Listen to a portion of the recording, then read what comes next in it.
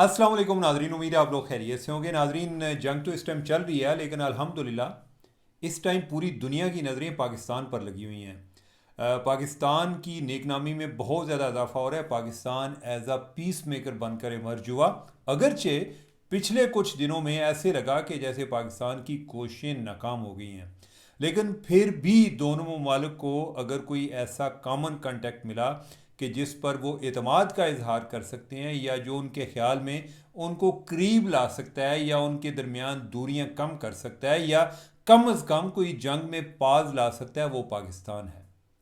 पाकिस्तान के हवाले से इस टाइम पूरी इंटरनेशनल मीडिया पाकिस्तान का जिक्र कर रहा है। ख़बरें क्या आ रही हैं? ख़बरें ये आ रही हैं कि फील्ड मार्शल आसिम मुनीर वो मुसलसल राब्ते में हैं, और वो उनके राब्ते एक तरफ पासदारान इनकलाब से हैं जो कि ईरानियन इस्टेब्लिशमेंट है, कि जो उधर के असल डिसीजन मेकर्स हैं, और दूसरी तरफ वो जेडी वैंस के साथ राब्ते में हैं जो कि नायब सदर हैं।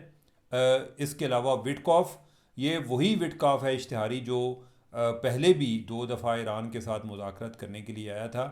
ये और जेरेड कुशनर जो कि सदर ट्रंप का ज्वाई है, ये दोनों आए थे। ये विटकॉफ जो है ये उसका बिजनेस पार्टनर है, और उसको इसने अपना स्पेशल एनवाई भी बनाया हुआ है। और दोनों दफ़ा जंग के दौरान, दोनों दफ़ा मुज़ाकरात के दौरान ईरान पर बमबारी भी शुरू करा दी गई थी। आजकल जो है एक तरफ हम उनके साथ राब्ते में ईरान के साथ, दूसरी तरफ जो है वो भी उधर लगा होता है, ईरानी वज़ीर ख़ारजा को मैसेजेस कर रहा होता है। और फिर यह है कि एक चूँकि दोनों एक मुख्तलिफ टाइम जोन में रहते हैं, तो रात का टाइम जो है वो दोनों के लिए ठीक रहता है। ज़्यादा काम जो है वैसे भी रात के टाइम होते हैं, रात की तारीकी में होने वाले ये काम है, दिन को नहीं है। और हमारे फील्ड मार्शल जो हैं, इनका जो अपना एक शेड्यूल है सोने जागने का, उसमें भी ये चीज़ें बड़ी फिट आ रही होती हैं। एनीवे, लेकिन these are extraordinary times. अब यह है कि इस हवाले से कुछ पैरेलल ख़बरें आ रही हैं। एक जंगबंदी की तरफ क्या हो रहा है उस पर मैं बाद में आता हूँ।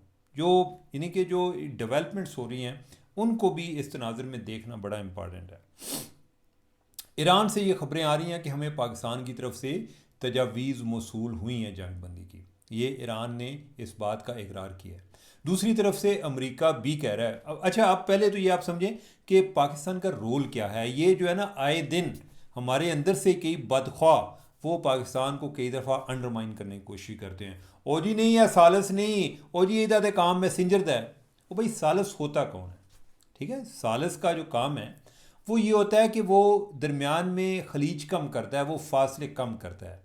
वो दोनों की बात एक से सुन के दूसरे के साथ, वो एक को उसको गाली दे तो दूसरे को जाके ये नहीं बता देता कि वो आपको गाली दे रहे थे।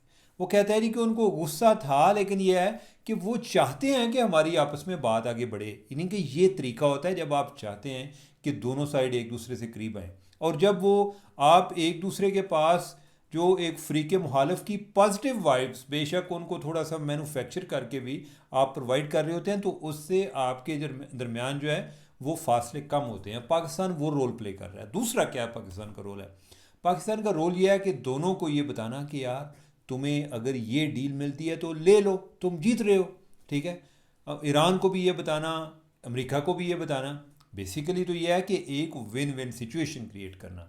ये तो नहीं होता कि एक जो है वो मुकम्मल तौर पे शिकस्त होरदा हो और एक मुकम्मल तौर पे जीत जाए, ऐसा मुमकिन नहीं है।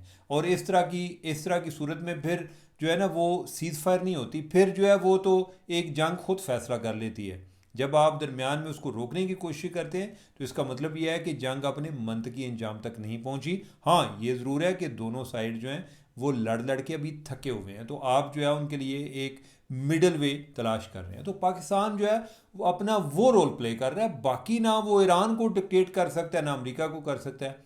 अच्छा, पाकिस्तान को छोड़ें, जो बंदा यानी कि अगर ये भी बात करता है, क्या रूस डिक्टेट कर सकता है ईरान को, या चाइना डिक्टेट कर सकता है ईरान को? या आप समझें, इमेजिन करें कि पाकिस्तान और इंडिया की जंग लगी हो, और पाकिस्तान को खुदा न खास्ता किसी जगह पे वो डैमेज हो गया हो ज़्यादा, तो क्या पाकिस्तान अमेरिका की डिक्टेशन मानेगा? नो, ये मुमकिन नहीं होता। ये बातें जो है ना ये करने की होती हैं, जो लोग फ्रीक होते हैं उसमें उनके बड़े स्टेक्स होते हैं, बड़ी हाई स्टेक गेम होती है। अब यह है कि अब हम वापस आते हैं, तो लिहाजा पाकिस्तान जो रोल प्ले कर रहा है उसकी समझ लगी ना। यानी कि वो दोनों को करीब ला रहा है, यानी कि इतना करीब ला रहा है कि किसी टाइम आके ना जिप ही ला लें दो भाई, ठीक है। यानी कि एज अ सालस मेडिएटर तो आपका यही रोल हो सकता है ना, आपकी यही सक्सेस होती है कि वो दोनों को ये बताना कि आपका जो है आपके लिए एक विक्ट्री इसमें है, आपके लिए ये विन विन सिचुएशन है, आपके लिए अमन में क्या क्या फ़ायदे हैं, और अगर हम उन दोनों को कायल कर लेते हैं तो ये हमारी भी एक सक्सेस। अब जो खबर आ रही है, दो खबरें अहम हैं, उनको यानी कि उन पर तबसरा करना अहम है। एक खबर ये आ रही है कि जो ईरानी कोई लोग हैं वो पाकिस्तान आए हैं और पाकिस्तान की टेरिटरी पे मुलाकात हुई है पाकिस्तानी हुकाम की और ईरानी हुकाम की। अब यह है कि ये बात किसी जगह पे इसको सरकारी तौर पे कंफर्म नहीं किया गया, लेकिन जो इसका रावी है वो बंदा मुस्नद है, ठीक है। यानी कि मैं एज अ जर्नलिस्ट मैं उस बंदे को ज़्यादा अहमियत दूंगा कि जो बात करने वाला है। अगर वो कोई नो नॉनसेंस है तो मैं कहूँगा कि यार दैट कैन मेक सेंस। अब ज़रूरी नहीं कि हर चीज़ को कोई बंदा ऑफिशियली एक्नॉलेज करे। एक तो यानी कि इन सूरत हाल में मुमकिनात में ये चीज़ शामिल है कि जब इतनी सब कुछ मुज़ाकरात हो रहे हैं तो उस दौरान अगर उनको लगे कि बाज़ अवत ये भी होता है ना कि हमारे जो डिवाइसेस हैं वो बग्ड हैं, हम नहीं चाहते, कुछ चीज़ें हैं कि जो हम चाहते हैं कि फ़ेस टू फेस हो जाएं, क्वाइट लाइकली कि इस तरह की सूरत हाल हो। तो यानी एक हमारे जर्नलिस्ट हैं इफ्तिहार फिरदौस साहब, बड़े मुस्नद जर्नलिस्ट हैं। वो खुरासान डायरी का मैं पहले भी आपको बताता रहता हूँ। ये उनकी खबर है, यानी कि वो कहते हैं कि मुझे दो ज़राए ने तस्दीक किया है। तो इफ्तिहार जो है वो कोई कोई ऐसा कोई एरा वगैरह जर्नलिस्ट नहीं है, यानी कि अच्छा जर्नलिस्ट है। तो मैं यानी कि ये बात इसमें ये एक इस मुज़ाकरात की संजीदगी को शो करती है। अच्छा, एक और ख़बर है, वो भी एक जर्नलिस्ट है, उन्होंने दी है। उनका ये कहना है, यानी कि एजाज़ हैदर साहब को अगर आप जानते होंगे, बहुत मुस्तनद एक नाम तस्वर किए जाते हैं, लेकिन ये है कि ज़रूरी नहीं होता कि यानी कि मुस्तनद होने का, हो सकता है कि किसी स्टेज पे मैं इफ्तिहार फिरदौस की किसी बात से डिसएग्री करूं। इससे मतलब कोई ना किसी से दुश्मनी होती है, ना कोई ऐसा नहीं होता कि किसी को जो है अंडरमाइन करना है, ऐसा भी मसला नहीं होता। खैर, एजाज़ हैदर साहब जो हैं वो ख़बर देते हैं, यानी कि उनकी जो एक मैंने एक क्लिप देखा है, वो कह रहे हैं कि जेडी वैंस के हवाले से, जो कि नायब सदर हैं, वो कहते हैं जी कि दो दफ़ा आता आता पाकिस्तान में रह गया। आपको पता है पाकिस्तान में बड़ा इंतजार था जेडी वैंस का। तो वो कहते हैं कि दो दफ़ा आता आता उसको सिक्योरिटी क्लियरेंस नहीं मिली, यानी कि जो अमेरिकन एजेंसीज़ हैं उन्होंने सिक्योरिटी क्लियरेंस नहीं दी कि उसको ख़तरा है। अब क्यों ख़तरा है, यानी कि आप जो है, यानी कि जो उन्होंने बताया कि क्या ख़तरा था, उनके ख्याल में यह है कि अगर वो पाकिस्तान आता तो हो सकता है कि रास्ते में उस पर इसराइल हमला कर देता। अच्छा, ये यानी कि मेरी नज़र में तो पता नहीं, यानी कि ये इतना, यानी कि इसराइल जो है कोई इतना बड़ा बदमाश हो गया। तो इसको उन्होंने क्वालिफाई किस तरह किया, उन्होंने कहा जी कि आपको याद होगा कि एक अमेरिकन शिप था यूएसएस लिबर्टी, वो 1967 में जो अरब इसराइल जंग हुई थी तो उस टाइम वो इधर आ रहा था, यानी कि इधर अरब इसराइल की तरफ।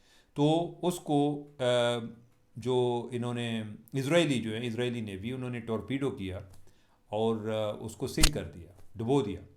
और उस दौरान उनके ये तकरीबन को आधे घंटे का ऑपरेशन था, और उस दौरान कोई जो अमेरिकन क्रू था, यानी कि जो नेवी का स्टाफ था, कोई तकरीबन कोई 34 से 37 लोग वो मारे गए, डूब गए।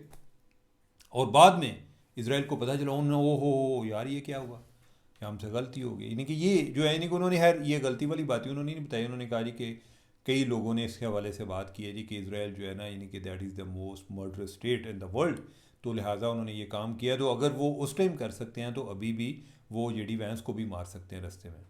अच्छा, फिर मेरा एक इंटरेस्ट डेवलप हुआ, मैंने फिर ज़रा वो यूएसएस लिबर्टी वाला वाक़या निकाला कि क्या हुआ था उस टाइम। तो पता ये चला कि उस टाइम ये वाक़या दुरुस्त है कि उन्होंने अटैक किया था और उसमें कोई इतने लोग मारे गए थे, लेकिन यह है कि उस पर इसराइल ने अपोलोजाइज़ किया था। उन्होंने कहा था कि हमें गलती हुई है। वो चूँकि जंग चल रही थी, उन्होंने कहीं समझा कि शायद ये कोई इजिप्शियन शिप है, वेसल है, यानी कि वो उसको समझ के हमने अटैक किया। अच्छा, अब ये है कि यानी कि इसमें अब ये आप पे डिपेंड करता है कि आप इसका क्या मतलब निकालते हैं। यानी कि मुझे कॉन्स्पायरेसी थ्योरीज जो हैं, यानी कि ज़्यादातर कोई इतना अट्रैक्ट नहीं करती, तो मैं लोगों को बेनिफिट ऑफ डाउट भी देता हूँ। इसराइल जो जितना बड़ा बदमाश हो जाए, लेकिन अमेरिका से बड़ा बदमाश तो नहीं हो सकता ना। ये नहीं मुमकिन है कि वो जो है अमेरिका के बंदे जो है इसी तरह मार दे, अमरीकियों को समझ ना लगे, बस वो उसकी अपॉलॉजी को इसी तरह एक्सेप्ट कर लें और वो इतने सादा हों, ऐसी भी मुमकिन नहीं है, ठीक है। और अमेरिका का बच्चा है, यानी कि वो अमेरिका को खा रहा है, ये मुमकिन नहीं है। तो मुझे लगता है कि वो वाकई केस मिस्टेकन ऑफ आइडेंटिटी था, that was a case of mistaken identity. वो ऐसा नहीं था कि वो उन्होंने जनाब कोई इतने को बदमाश बड़े इजरायली हो गए हैं कि उन्होंने अब अमेरिका को भी मारने शुरू कर दिए, अमेरिकी मारने शुरू कर दिए। तो जेडी वैंस जो है यानी कि दैट इज़ टू मच के जेडी वैंस को जो है यानी कि वो उसको उस पर हमला कर देते। लेकिन एनीवे यानी कि उनका एक ख्याल है। तो मुझे यानी कि वो बात जो है पहले इफ्तार वाली बात जो मैंने आपको बताया, मेरे लिए दैट मेक सेंस। लेकिन ये जो दूसरी वाली बात है ये मुझे लग रहा है कि जैसे इसकी सेंस नहीं बन रही कि अब जो है नहीं कि हम आगे बढ़ते हैं। अब जो बात हो रही है जंग बंदी के हवाले से, ये चीज़ नाजरीन ये बड़ी अहम है आने वाले दिनों के हवाले से। आपकी जो है ना क्या यानी कि क्या कहते हैं एक्सपेक्टेशंस, इनको भी ज़रा मैं चाहता हूँ कि इनकी प्रॉपर जो है ना रीअलाइनमेंट होनी चाहिए। तो अब यह है कि क्या ये जंगबंदी वाली बात जो है इसमें कितनी सदाकत है। पहली बात तो यह है कि इसमें सदाकत है कि ईरान वाले भी इस बात को कंफर्म कर रहे हैं, अमेरिका वाले भी इस बात को कंफर्म कर रहे हैं। दूसरी बात यह है कि क्या ये दोनों मुल्क चाहते हैं कि जंगबंदी हो। ये बिल्कुल दुरुस्त है कि ये दोनों चाहते हैं। नाजरीन एक बात याद रखें कि जंग के दौरान जो भड़कें होती हैं और जो अंदर बंदे से गुजर रहा होता है यानी कि ये दो मुख्तलिफ चीज़ें होती हैं। जिस तरह बकौल शेख शीद वो कहता है कि कबरदाल मुर्दा जाने, तो जिस पे बीत रही होती है उसको पता होता है, लेकिन उसने लोगों को दिखाना होता है, अपना मुराल भी हाई रखना होता है कि सानू कोई परवाह नहीं है, असें इस तरह के कान टूटे पूरी दुनिया ही देखे ने। ठीक है, तो वो ईरान के बारे में आप जो भी कहें, ईरान ने इसमें कोई शक नहीं कि अमेरिका को एक चैलेंज दिया है। फ़ौजी तौर पे ईरान अमेरिका का मुकाबला नहीं कर सकता, लेकिन यह है कि वो स्ट्रेटजिकली जिस जगह पे पोजीशनड है, यानी कि अब ये है ना कि ईरान में आप समझें कि आपके घर पे आकर कोई हमला करे तो आपने इर्द गिर्द अगर कोई मोर्चे बनाए हुए हैं, कोई जगहें आपकी हैं, तो आपको पता है कि आपने मुखालिफ पर कितना एक वार करना है। तो आपको एक जो है ना वो अपनी जगह का लोकेशन का एक स्ट्रेटजिक एडवांटेज भी होता है जो कि ईरान को इस टाइम है। और वो कौन सा है, स्ट्रेट ऑफ हॉर्मुज़ का, आबनाए हॉर्मुज़ का, कि जो उधर से उन्होंने ट्रैफिक चोक की हुई है, उससे उनको जो एडवांटेज है वो इतना बड़ा एडवांटेज है कि अमेरिका को अगर आज वो माजी को ख़रीद सकें तो वो चाहेंगे कि वो वापस चले जाए, हम ये ईरान को ना छेड़ें। क्योंकि इससे जो अभी छेड़ कर उन्होंने ईरान को जिस कंडीशन में लाया कि उसने आके वो अपनाए हुरमुज़ में बस डराया है, किसी का रोका नहीं है, किसी पे हमला नहीं किया, लेकिन डराया है। यानी कि जो शिप हैं वो उधर से गुजरते उनकी इंश्योरेंस कास्ट बढ़ गई है। ठीक है, और वो अगर एक शिप को भी कहीं फायर कर देंगे ना, पूरा साल जो है उधर से शिप नहीं गुजरेंगे। ठीक है, तो लिहाजा उन्होंने एक अपना जो है ना इलाके की जगह बन गए हैं। आमतौर पे ये होता है कि ये नहीं होता कि अगर आपके साथ से कोई समंदर गुजर रहा है तो उस इलाके पे सारे पे आप जो है उधर जगह लेना शुरू कर देते हैं, पैसे लेते हैं, राहदारी, ये नहीं होता। तो ये नहीं, लेकिन ये है कि वो ईरान कहता है कि जो साढ़े हमला होया है कि कानूनी तरीके से होया है।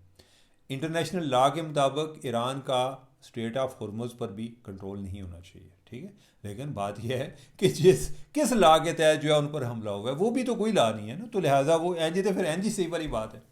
अब इसका होगा क्या, या यानी कि क्या सूरत क्या बन गई है। नाज़रीन आमतौर पे ग्रेट पावर उसको कहते हैं कि जिस पे यानी कि अगर उस पे अगर कोई अताब आए ना तो उससे पूरी दुनिया सफ़र करे। तो जो जिनको ग्रेट पावर माना जाता है या जिनमें कैपेसिटी है कि वो मिलिटरीली इतनी बड़ी हैं, वो इकानमी इतनी बड़ी है, उनके जो वसाइल हैं उस पर लोगों की डिपेंडेंस है, वो तीन ममालिक को ग्रेट पावर तस्वर किया जाता है। एक अमेरिका, एक रशिया और एक जो है वो चाइना है।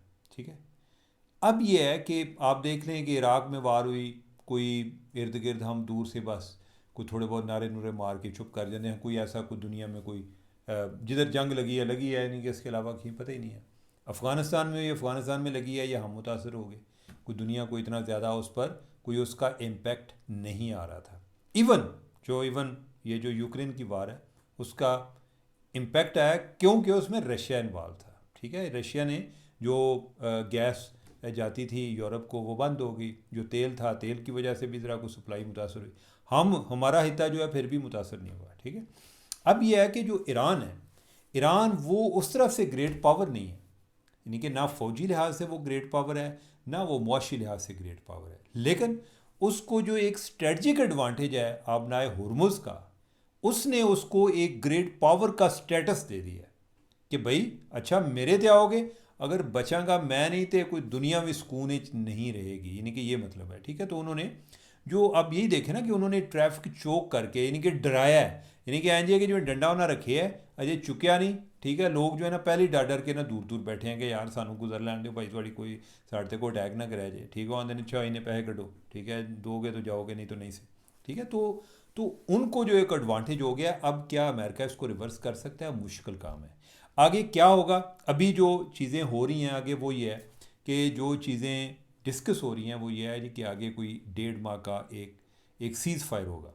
कि उसमें क्या हिकमत क्या है कि फौरी तौर पे दो, यानी कि दो लोग जो लड़ रहे हो वो फौरी तौर पे तो इस कंडीशन में नहीं होते कि वो आपस में फौरी तौर पे मुज़ाकरात कर लें या जब ही पा लें, ठीक है। तो लिहाजा उनको भी टाइम चाहिए। और फिर ये है कि उनको लोगों को भी टाइम चाहिए, ये एक पॉज है, पॉज मोमेंट है, ठीक है। और उस दौरान जो है कोई डिप्लोमेसी जो है वो जो दोनों साइड पे लोग हैं वो अपना काम करते रहें। और जो उनके देरीना इश्यूज़ हैं वो ये एक दो रातों में फ़ोन करने से या ईरानी कोई बंदा पाकिस्तान आए तो इस तरह तो मसले हल नहीं होंगे, तो उसके लिए ज़रा टाइम चाहिए। तो उस लिहाज से एक पॉज बड़ा इंपॉर्टेंट है, लेकिन पास एन मुमकिन है कि हो जाए। यानी कि अब जो है ट्रंप के हवाले से भी जो इतलात आ रही हैं उसने एक दिन और बढ़ा दी है कि जो उसने इनके जो कहता था कि मैं इनके बिजली घर तबाह करने हैं, इनके पुल गिराने हैं, वो उसने भी कहा है जी कि एक महीने एक दिन मैं और दे देता हूँ। इस सारे तनाज़र में लगता है कि संजीदगी पाई जाती है। अमेरिका को भी लगता है मैं फंस गया हूँ, वो भी निकलना चाहता है। ईरान को भी लगता है कि यार ये है कि ठीक है, यानी कि हमने इनको प्रॉब्लम तो किया हुआ है, लेकिन अगर हम खुद ही ना बचे तो फिर ठीक है। तो लिहाजा उनकी अपनी एक सर्वाइवल की जंग है, तो वो भी चाहते हैं कि किसी तरह बच जाएं तो बेहतर है, ठीक है। दूसरी बात यह है कि हो सकता है कि इस जंग के दौरान कोई चीज़ें हम अपनी मनवा लें, कुछ उनकी मनवा लें, उनसे उनसे मान लें। हो सकता है कि अब नए हुरमज़ पे कोई स्ट्रेटजिक एडवांटेज अपने पास ले लें, कोई कहें कि अच्छा चलो एडमी प्रोग्राम जैसी को थोड़ा जा इतना रिवर्स कर लेने हैं, ठीक है। तो कोई गिव एंड टेक वाली सिचुएशन जो है यानी कि वो हो। लेकिन यह है कि क्या अमेरिका इसमें इस तरह से कोई सुरखरू होकर घर जाएगा? अमेरिका सुरखरू होकर नहीं जाएगा। बस यही है कि इज़्ज़त बचाने की कोशिश कर रहे हैं। लेकिन नाजरीन मुझे ये लगता है कि अल्लाह करे, यानी कि अभी तो हमारा जो एक स्टेटस है या हमारा फोकस है वो इस चीज़ पर है कि आर्जी जंग बंदी हो जाए, 1.5 माह की जंग बंदी हो जाए, कोई कम अज़ कम दुनिया में सुकून आवे। लेकिन मुझे जो है ना ये फिर भी ये बातें इतनी आसानी से ख़त्म होती नज़र नहीं आ रही। हो सकता है अभी तो खैर यानी कि आप इतना लंबा सोचें ना, अभी हम इसको इधर तक ही महदूद रखते हैं कि जो अहम डेवलपमेंट है वो यही है 45 दिन के हवाले से, कि उम्मीद ये है कि कुछ चीज़ें जो हैं इधर रुक जाएंगी। और इसको जो है यानी कि चूँकि पाकिस्तान इसमें कर रहा है तो ऐन मुमकिन है कि आने वाले दिनों में इस हवाले से कोई मुलाकात भी हो, और जो इस दौरान तय हो इसको नाम उसके लिए जो तजवीज़ किया गया है वो इस्लामाबाद अकार्ड का नाम है, ये इस्लामाबाद में होने वाला मुआहदा। तो ठीक है, यानी कि अल्लाह ताला ने, हम तो यही चाहते हैं कि अल्लाह ताला इनको ये जंग भी ख़त्म हो और पाकिस्तान की इज़्ज़त में भी इजाफ़ा हो, पाकिस्तान को इसका क्रेडिट भी जाए। और अभी तक की जो सूरत हाल है उसमें यही नज़र आता है कि पाकिस्तान इससे सुरखरू होगा और बाकी दुनिया में भी अमन आएगा। तो नाजरीन ये अभी तक की सूरत हाल है। आज से अभी से घंटा बाद क्या होगा कुछ कहा नहीं जा सकता। इसराइल ने पहले भी कोई एक रिसेंटली उधर उनकी एक जगह पे एक अटैक किया है हम इंस्टॉलेशन पे, लेकिन उम्मीद है कि हो सकता है कि आज रात या सुबह कोई अहम ब्रेक थ्रू हो। तो तब तक के लिए मुझे दें इजाज़त। अल्लाह हाफिज़।